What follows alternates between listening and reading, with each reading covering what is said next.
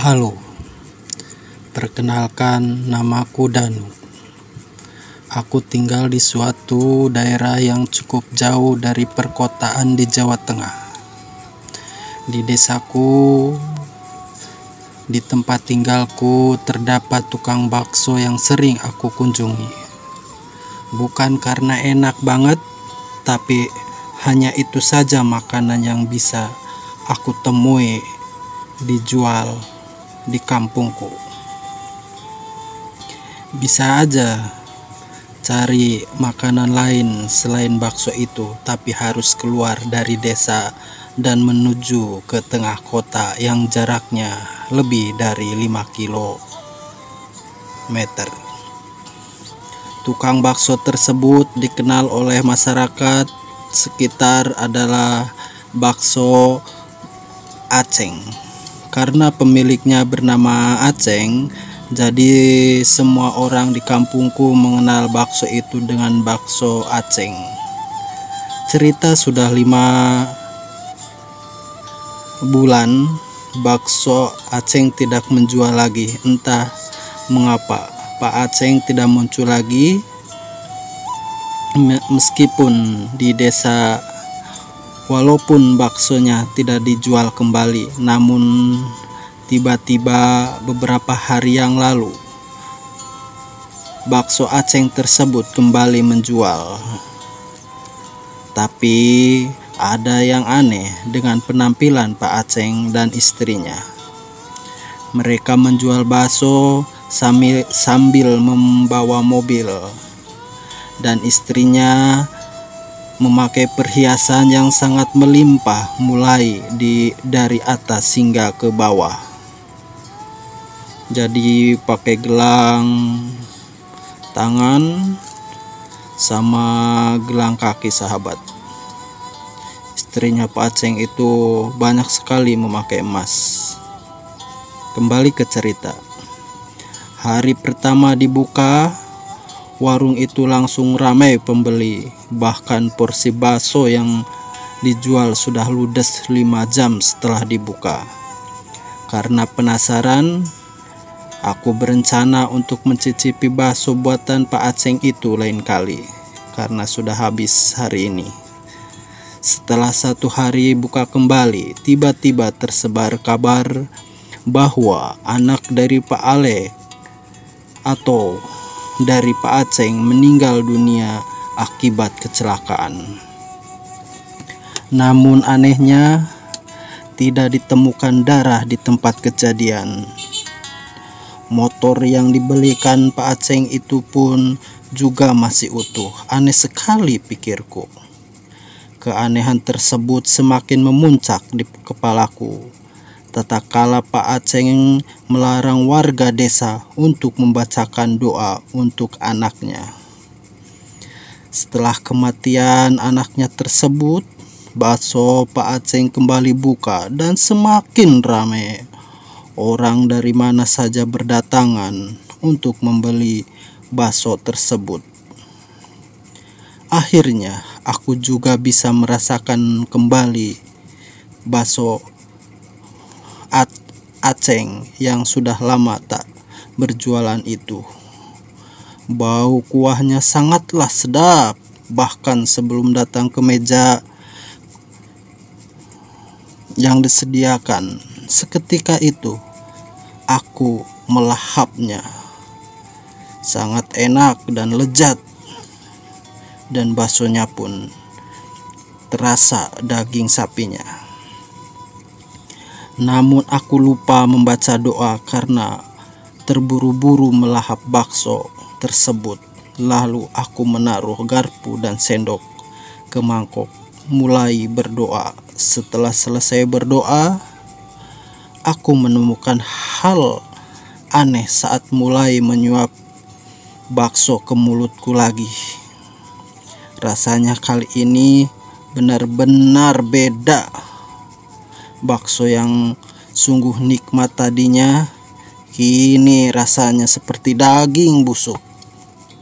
Kuahnya malah terasa seperti air rebusan yang dihasilkan dari sampah. Lantas aku buru-buru membayar bakso pesananku dan kembali ke rumah dan memuntahkan semua isi perutku akibat memakan bakso Pak Aceng tersebut. Jadi sesampainya di rumah, aku langsung ke kamar mandi dan meloloh mulutku pakai jari agar keluar makanan yang baru saja aku makan, yaitu bakso Pak Aceng. Akhirnya berhasil keluar semua.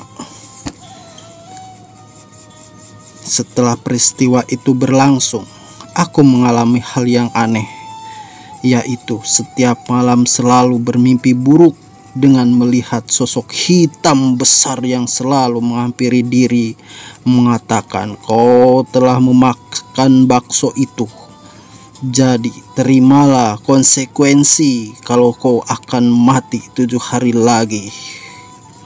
Mimpi buruk itu selalu datang setiap malam sampai aku tak bisa tidur nyenyak akibat memikirkan mimpi tersebut. Lantas hari berikutnya, aku memutuskan untuk datang ke guru spiritualku dan menceritakan semuanya kepada guruku. Lalu guru spiritualku itu mengatakan bahwa aku sedang diguna-guna dan akan dijadikan tumbal oleh seorang pesugihan.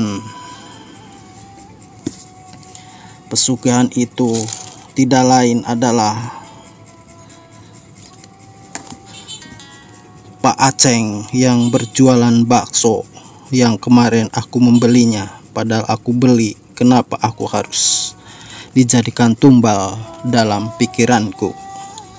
Sontak aku kaget mendengar hal itu. Seingatku aku tak pernah sekalipun masalah dengan orang ini. Terlebih dendam. Guru spiritualku kemudian menyarankan aku untuk beribadah sepertiga malam alias tahajud, sahabat. Jadi aku suruh tahajud agar terhindar dari bahaya atau mara bahaya yang sedang mengintaiku. Kembali ke cerita. Pada malam itu aku lalu melakukan ibadah sesuai arahan guru ngajiku. Aku berdiam diri di kamar sambil membaca ayat kursi dan kalimat thayyibah. Sempat aku mendapatkan gangguan mulai dari jendela yang bergetar hingga kursi yang berpindah dari tempatnya. Namun aku bergeming. Aku tak ingin kalah dari kekuatan jahat itu. Pada akhirnya aku selesai membaca ayat tersebut saat azan subuh berkumandang. Sejak saat itu, mimpi sudah tak pernah muncul lagi di tidurku. Namun anehnya, setelah aku merasakan mimpi buruk itu, tersiar kabar keluarga tukang bakso Aceng tersebut mengalami lumpuh dan hanya bisa sedih di sebelah ranjang. Katanya terkena stroke di rumah tubuhnya sehingga tak bisa lagi berjalan berbicara.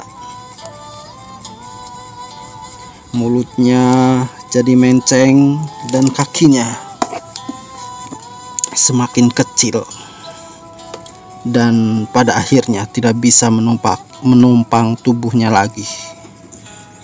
Dan setiap orang yang akan menjenguk Pak Aceng dan keluarganya selalu diganggu sosok hitam besar yang digambarkan oleh masyarakat lainnya, sama dengan sosok yang hadir dalam mimpiku.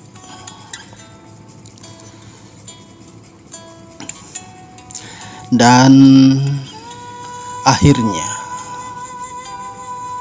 Pak Aceng menghembuskan napas terakhirnya dengan sangat mengerikan, matanya melotot, lidahnya keluar menjuntai sampai ke dada,